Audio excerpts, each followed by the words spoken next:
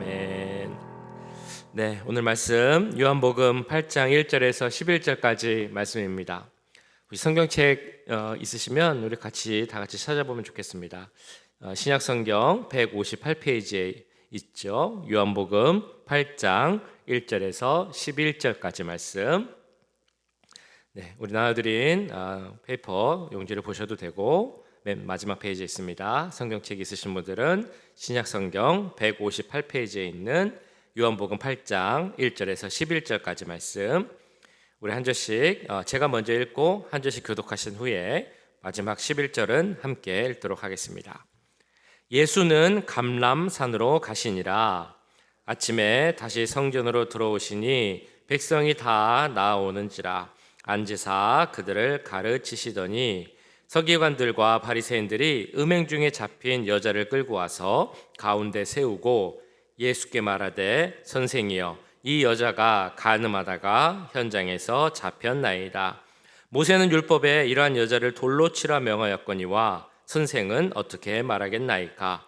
그들이 이렇게 말함은 고발할 조건을 얻고자 하여 예수를 시험함이러라. 예수께서 몸을 굽히사 손가락으로 땅에 쓰시니 그들이 묻기를 맞이 아니하는지라. 이에 일어나 이르시되 너희 중에 죄 없는 자가 먼저 돌로 치라 하시고 다시 몸을 굽혀 손가락으로 땅에 쓰시니 그들이 이 말씀을 듣고 양심의 가책을 느껴 어른으로 시작하여 젊은이까지 하나씩 나가고 오직 예수와 그 가운데 섰는 여자만 남았더라.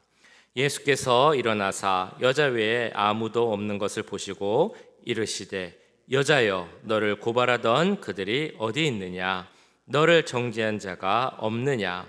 대답하되 주여 없나이다. 예수께서 이르시되 나도 너를 정죄하지 아니하노니 가서 다시는 죄를 범하지 말라 하시니라. 아멘. 네, 오늘 컴퓨터에 좀 문제가 생겨서 화면을 작동하지 못했습니다. 그래도 예전에 우리 종이 나눠드린 종이 보면서 악보 보면서 찬양했던 그런 생각이 조금 나는 것도 같습니다.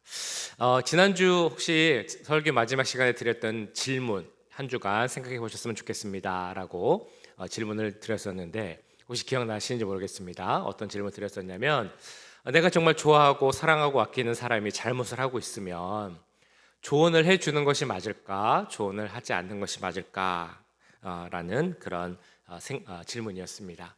우리가 고민되는 문제가 있죠. 지점이 있죠. 조언을 하자니 정말 좋은 마음으로 조언을 한다 할지라도 이 사람이 어떻게 받아들일까? 혹시 내가 이 조언 가운데 저 사람을 정죄하고 판단하는 것이 있지는 않을까라는 생각이 있으니까 조언을 그냥 안 하고 그 사람이 좀 잘 깨달을 수 있도록 하는 것이 더 좋은 일인가? 라는 생각, 아니면 그래도 그 사람을 위한 거니까 조언을 해주는 것이 더 좋다, 맞다 이렇게 생각을 해야 되는가? 만약에 조언을 해줘야 된다면 무엇을 기준으로 어떻게 조언을 해줘야 될까라는 질문을 드린 적이 있었습니다. 한번 생각을 해보셨습니까? 혹은 평소에 이런 상황이라면 어떻게 하십니까? 조언을 좀 해주시는 편이십니까? 아니면 조금 참고 기다리시는 그런 편이십니까? 말을 해주자니 관계가 좀 왠지 틀어지는 것은 아닐까라는 생각이 들기도 하고, 말 안 하고 가만히 있자니 저 사람이 잘못되는 것 같은데 내가 너무 아무것도 안 하는 것은 아닌가라는 그런 생각이 들고 참 어려운 그런 문제입니다. 혹시 조언과 잔소리의 차이를 아십니까? 조언 그리고 잔소리. 내가 아무리 좋은 마음으로 다른 사람한테 좋은 말, 그러니까 조언이나 충고를 한다 할지라도 그 사람이 그거를 잔소리로 들으면 참 의미가 없는 그런 상황이 되기도 합니다. 어떤 경우는 똑같은 마음, 똑같은 말로 했는데 조언이 되기도 하고 어떠한 경우는 잔소리가 되기도 합니다. 어떻게 구분을 할 수 있을까요? 쉽지 않은데 제가 예전에 어떤 글을 봤더니 이렇게 잔소리와 조언을 구분한 글을 본 적이 있습니다.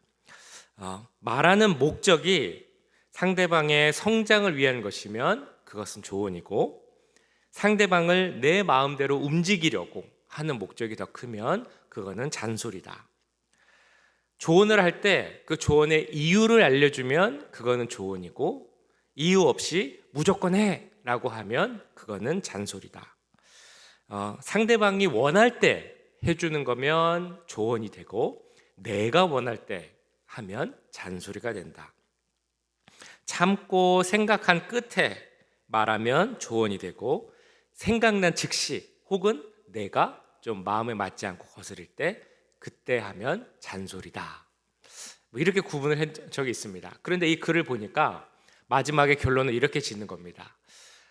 내가 아무리 좋은 마음으로, 그러니까 지금 말했던 조언의 좋은 조건들, 필요한 조건들을 다 갖추고 얘기를 한다 할지라도 듣는 사람이 조언이라고 들으면 조언이고, 듣는 사람이 잔소리라고 들으면 잔소리다. 그러니까 결론적으로는 듣는 사람이 중요하다라는 그런 이야기입니다. 잠언 10장 말씀에도 나오지만 다른 사람의 조언, 충고를 들을 수 있는 사람은 지혜로운 사람이다라고 이야기를 하기도 합니다. 그래서 사실 지혜로운 사람이 되는 것, 다른 사람이 이야기해주는 조언을 받아들일 수 있는 것도 참 어려운 일이죠.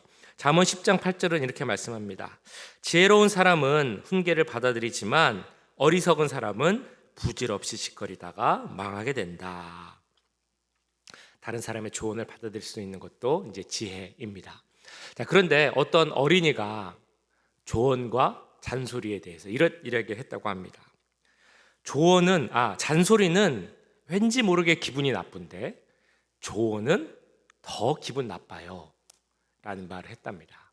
어떤 어린이의 말이니까 그 마음속에 생각 중에 어떤 이야기를 한 것일 텐데, 사실 무슨 말인지 잘 이해가 안 됐습니다.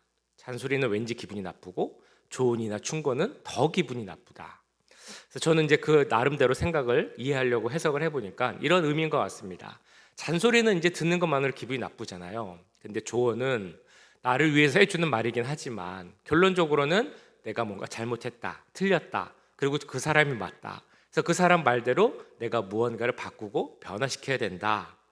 이런 의미다 보니까 내가 잘못하고 있다는 것을 인정해야 되니까 조금 더 기분이 나쁠 수도 있지 않을까라는 그런 생각을 해보기도 했습니다.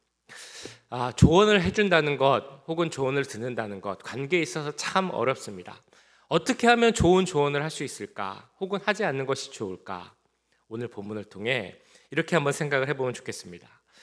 오늘 요한복음 본문, 지난주에도 보신 본문이죠. 그 사람들이, 그리고 바리새인들, 서기관들이 예수님 앞에 가늠한 여인을 데려왔습니다. 예수님을 시험에 들게 하기 위해서 묻습니다. 이 여인을 율법대로 돌로 쳐서 죽여야 됩니까? 아니면 용서해 줘야 됩니까? 어떤 것을 선택하더라도 예수님께서 시험에 빠질 수 있는 그런 상황이었습니다.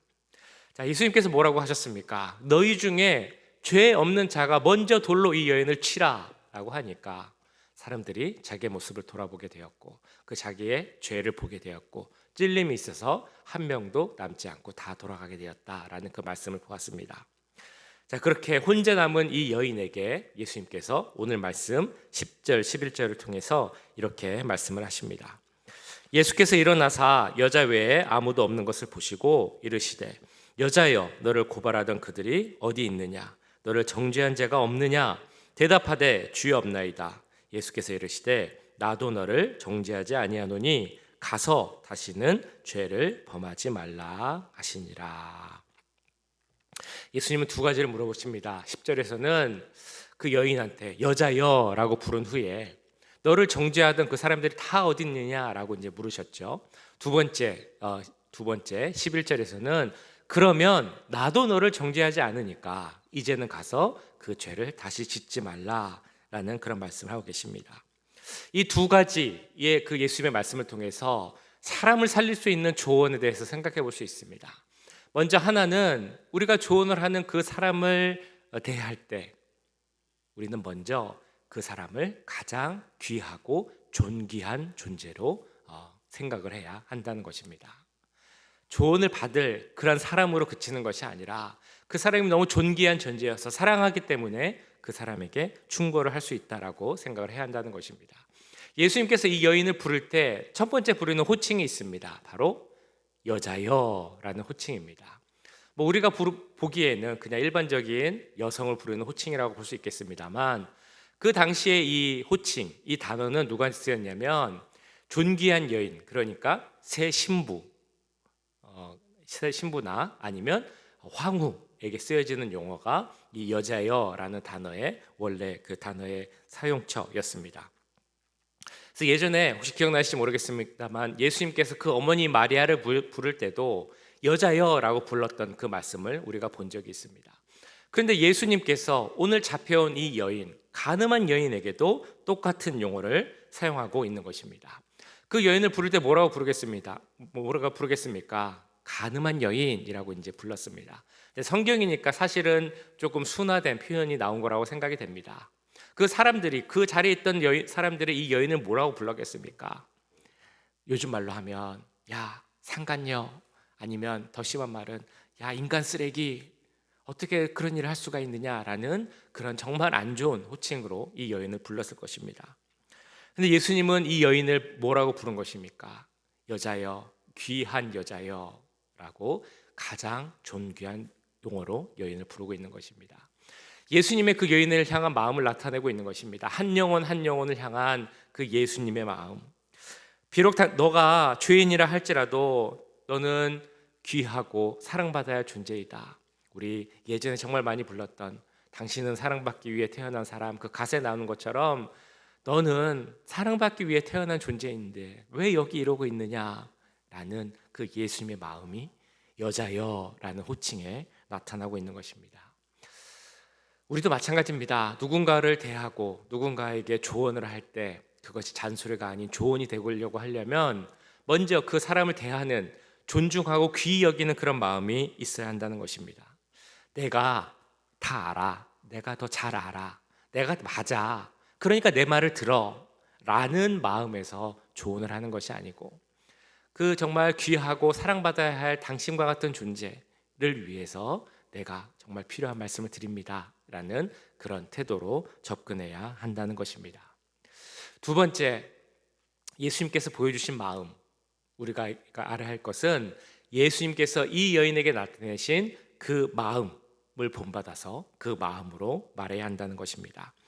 11절을 다시 보시면 이런 말씀이 있습니다. 대답하되 주여 없나이다. 예수께서 이르시되 나도 너를 정죄하지 아니하노니 가서 다시는 죄를 범치 말라 하시니라.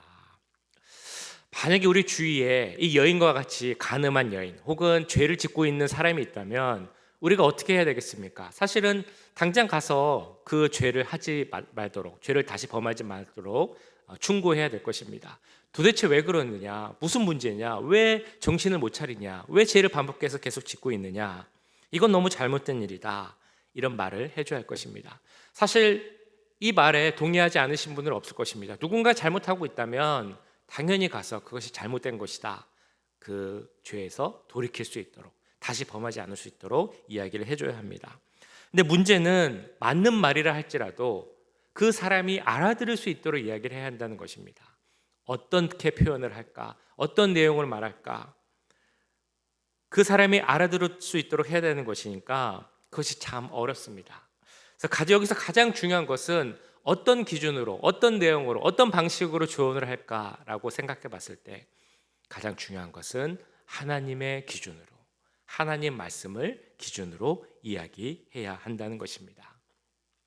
우리들은 보통 세상의 윤리, 세상의 도덕을 기준으로 이야기합니다. 때로는 내 가치관을 기준으로 이야기할 때도 있습니다. 그것이 필요하다, 그것이 맞는 경우도 있다라고 볼 수도 있겠지만 우리는 하나님의 기준으로 말을 해야 된다는 것입니다.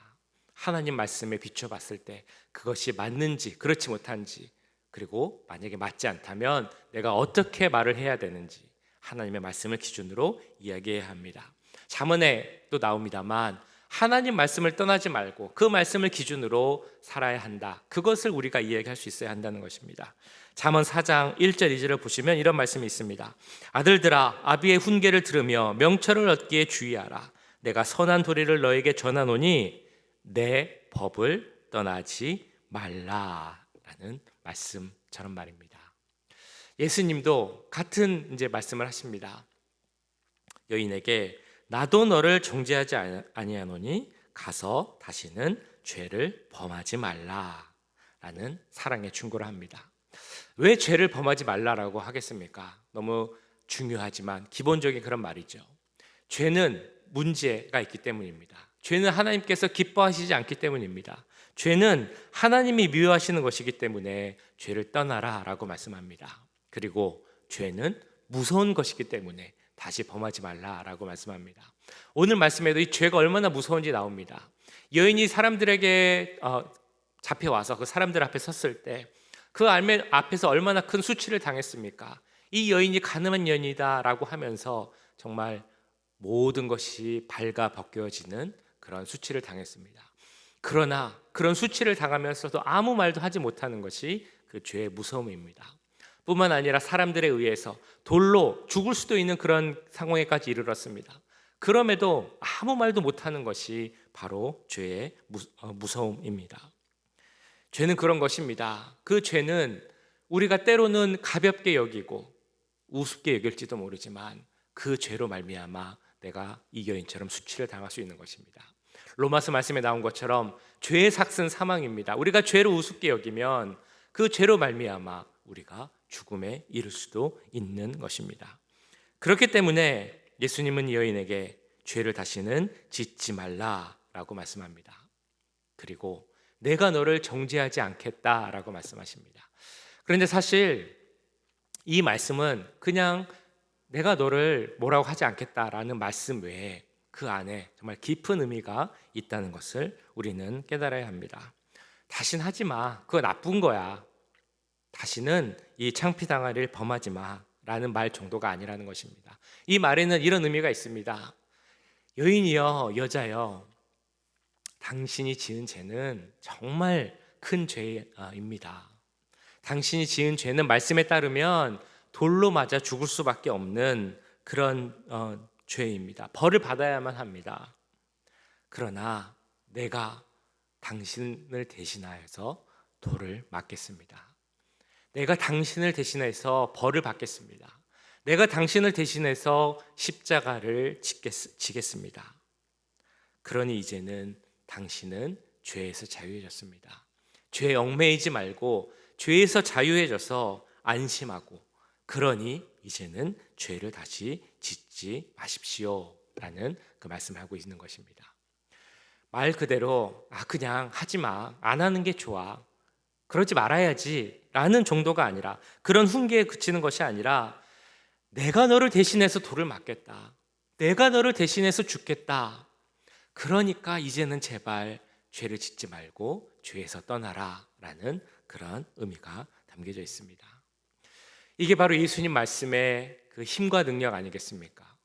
내가 너를 대신해서 너가 받아야 할 죄를 받겠다라고 하는데 어떻게 그 앞에서 제가 이제는 죄를 떠나겠습니다, 죄를 짓지 않겠습니다 라는 그 말씀, 그 다짐을 하지 않을 수 있겠습니까? 우리가 누군가에게 조언을 해주고 충고를 해주려면 이러한 예수님의 마음을 갖고 본받아서 조언을 해줘야 한다는 것입니다. 내가 너를 대신해서 벌을 받겠다, 내가 너를 대신해서 죽겠다 라고 하신 그 예수님의 마음으로, 그 사랑의 마음으로, 그 긍휼의 마음을 갖고 누군가에게 조언을 해줄 수 있다면 그 조언은 잔소리가 아니라 참된 조언, 그 사람이 받아들일 수 있는 그런 조언이 될 줄 믿습니다. 우리는 이 여인처럼 사실은 자격이 없는 사람들입니다. 죄인들입니다. 하나님 앞에 설 수 없는 그런 죄인임에도 불구하고 죽음의 자리에서 생명의 자리로 옮겨진 그런 자들입니다. 우리가 죽음의 자리에서 생명의 자리로 옮길 때 누가 잘해서 우리의 어떤 힘과 노력에 있어서 우리의 자리를 옮긴 것이 아닙니다. 우리의 수고, 노력과는 전혀 상관없이 오직 예수 그리스도, 우리가 받아야 할 죄와 벌을 그 대신 당하신 예수 그리스도의 십자가 보혈의 피로 우리의 자리는 죽음의 자리에서 생명의 자리로 옮겨지게 되었습니다. 자, 그렇다면 그렇기 때문에 우리는 오늘 말씀에 나온 바리새인들처럼 말씀을 기준으로 해서 다른 사람을 판단하고 정죄하는 그런 모습을 가져서는 안 됩니다.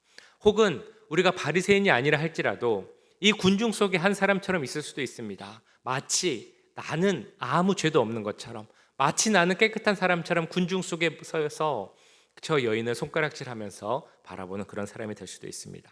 그런데 그렇게 해서도 안 된다라는 것입니다. 우리가 죄인임을 인정한다면, 우리가 죄인임을 잊지 않는다면, 오직 은혜로 우리가 우리의 신분이 바뀌었다는 것을 잊지 않는다면 우리는 누군가를 정죄하거나 판단할 수 없게 되는 것입니다. 조언도 마찬가지입니다. 조언도 쉽게 할 수는 없는 것이지만, 만약에 우리 주위에 생명의 자리에 있어야 하는 그 사람들이 거기에 있지 않고 죄의 자리, 죽음의 자리로 다시 가려고 한다면 우리는 정말 예수님의 마음으로 그 사람들에게 조언을 해줘야 될 것입니다. 죄를 다시 범하지 말라, 죄를 반복하지 말라, 죽음의 자리에 가지 말라, 하나님이 주신 그 생명의 자리에 머물 수 있도록 하라 라는 조언의 말씀을 해야 할 것입니다. 그때 어떤 마음으로 해야 한다고 말씀드렸습니까? 그를 죽기까지 사랑하셨던 우리 주님의 마음을 내가 본받고 그 마음을 품고 조언할 수 있는 우리가 되면 좋겠습니다. 사랑하는 성도 여러분, 우리 모두가 우리 주님, 우리를 향한 그 주님의 마음을 본받기 원합니다. 그리고 오늘 찬양했던 것처럼 그 마음으로 서로를 대할 수 있고 서로를 사랑할 수 있는 우리 모두가 될 수 있기를 주님의 이름으로 간절히 축원합니다. 네, 우리 아까 부르셨던 찬양, 여기에 모인 우리 1절만 다시 한번 찬양하고 기도하도록 하겠습니다.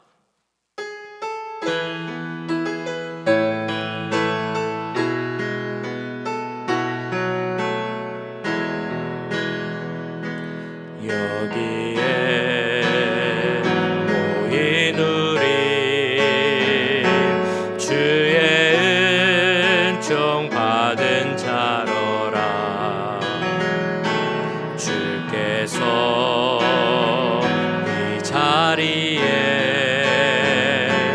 함께 계심을 아노라. 언제나 주님만을 찬양하며 따라가리니 시험을 당할 때도 함께 계심을 믿노라. 이 믿음 더욱 굳세라. 주가 지켜주신다.